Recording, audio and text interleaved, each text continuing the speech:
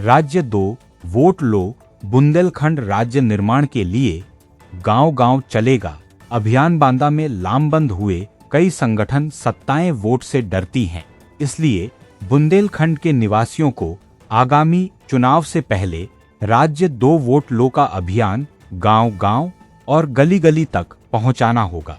यह हुंकार 4 बार के पूर्व सांसद एवं बुंदेलखंड राज्य बनाओ मोर्चा के संयोजक गंगा चरण राजपूत ने भरी मंगलवार को स्थानीय जिला बार संघ कार्यालय में पत्रकारों और विभिन्न संगठनों को संबोधित करते हुए उन्होंने बुंदेलखंड की बदहाली, पलायन और पर्यावरणीय संकट का जमीनी खाका खींचते हुए अलग राज्य की मांग को पुरजोर तरीके से उठाया। पूर्व सांसद ने स्पष्ट किया कि यह किसी के खिलाफ बगावत नहीं है, बल्कि अपने अधिकारों और नेताओं को उनके वादे याद दिलाने का एक लोकतांत्रिक संघर्ष है। राम मंदिर और अनुच्छेद 370 का दिया हवाला। श्री राजपूत ने कहा कि जब बीते 75 सालों में देश के भीतर 14 से 28 राज्य बन सकते हैं, तो एक बुंदेलखंड राज्य बनने में क्या परेशानी है। उन्होंने याद दिलाया कि उन्होंने वर्ष 2014 में झांसी की जनसभा में बुंदेलखंड राज्य बनाने का वादा किया था। किस बात को लेकर आज आप बांदा आए, क्या है? बांदा आना हुआ मेरा जो बुंदेलखंड पृथक राज्य निर्माण की लड़ाई है उस संदर्भ। मैं थोड़ा सा संक्षिप्त में बुंदेलखंड का इतिहास के बारे में प्रकाश डालना चाहता हूँ। 1947 में देश आज़ाद हुआ। 1948 में विभिन्न राजाओं ने भारत सरकार में विलय किया। हमारे बुंदेलखंड के उत्तर प्रदेश, मध्य प्रदेश के 32 राजाओं ने संयुक्त रूप से भारत सरकार में विलय किया। इस संधि के साथ ही बुंदेलखंड पृथक राज्य बनेगा। 32 राजाओं के दस्तखत से जब ये विलय संधि हुई, 1948 में विंध्य प्रदेश के नाम से एक प्रदेश बनाया गया, जिसकी राजधानी नौगांव रखी गई। माननीय कामता प्रसाद सक्सेना जी जो चरखारी के थे, उनको मुख्यमंत्री नियुक्त किया। आज़ादी के बाद एक न्यायमूर्ति फजल अली के नेतृत्व में राज्य पुनर्गठन आयोग, जिसके अध्यक्ष बनाए गए न्यायमूर्ति फजल अली। 1953 में ये आयोग बना। 1956 में इन्होंने रिपोर्ट दी और उस रिपोर्ट में विंध्य प्रदेश को खंड खंड कर दिया। इन्होंने 14 स्टेट बनाए, 6 राज्य शासित और 14 राज्य।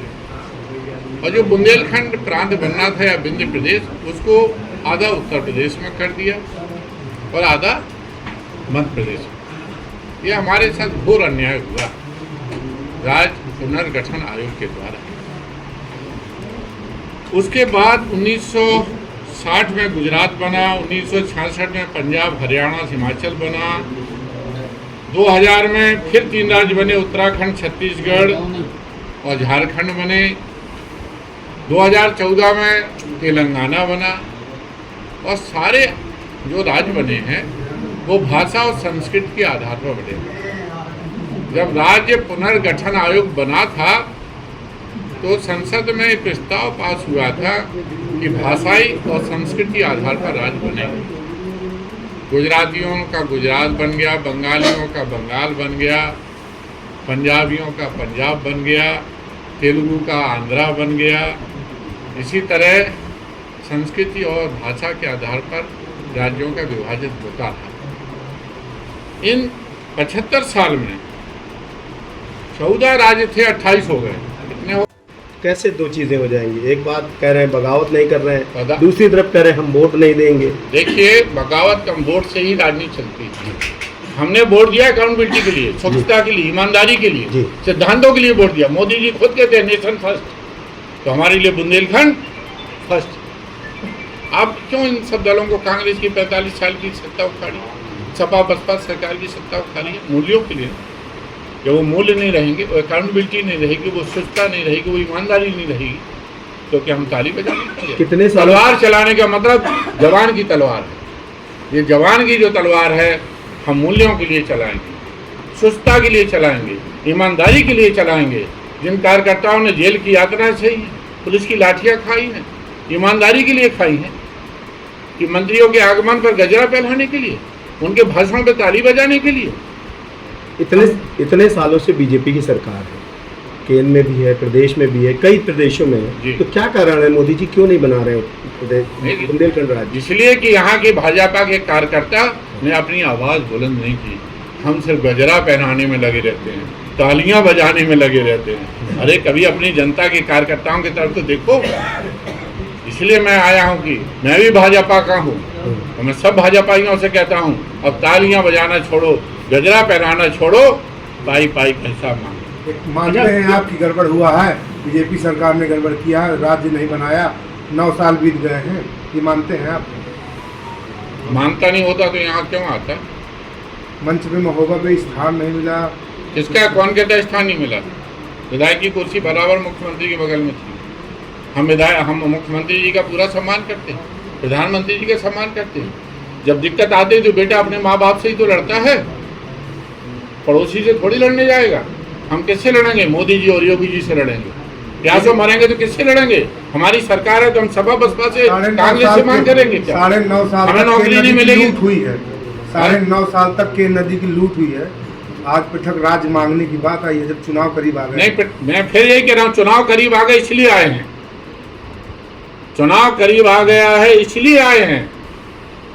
चुनाव से ही तकदीर और तस्वीर बदलती है, वोट से ही तकदीर और तस्वीर बदलती है। इसलिए हम याद दिलाने आए हैं, इसलिए वादा याद दिलाने आए हैं। अपनी सरकार से आए हैं, किसी दूसरी सरकार से नहीं आए। लेकिन क्या इसे अनुशासनहीनता नहीं मानेगी पार्टी? क्योंकि यदि जिस तरह से पिछले कुछ समय से आप और आपके बेटे जिस तरह से बैटिंग कर रहे हैं सरकार, अपनी ही सरकार के खिलाफ, क्या अनुशासनहीनता की श्रेणी में नहीं आएगा ये? यदि जनता की आवाज़ उठाना अनुशासनहीनता है तो हम अनुशासन हासिल कर दो मुझे, जुमा काट लो मेरे ख्यालों को बेड़ी पहना नहीं सकते। यदि जनता, मैं चुप हो जाऊंगा। बुंदेलखंड का सबसे सीनियर नेता हूँ, अब मुझसे सीनियर कोई यहाँ नहीं है पूरे बुंदेलखंड में। राजेंद्र अग्नोत्री जी थे, नहीं रहे, बाबूराम हम काम थे, नहीं रहे। अब मैं सीनियर नेता हूँ, मेरी जवाबदेही है, मेरी अकाउंटेबिलिटी है। मैं छोड़ दूं जनता को अनुशासनहीनता के नाम पर? प्यासों मरे, भूखों मरे, छोड़ दूं? आप बताइए तो छोड़ दूं, नहीं आवाज उठाऊं? जनता मुझसे पूछेगी। गंगाचंद राजपूत तुम्हारा नारा लगता था, बुंदेलखंड के वीर सपूत गंगाचंद राजपूत। तुम वीर सपूत नहीं, वीर कपूत हो। आप संघर्ष करिए। फाइट हो रही है।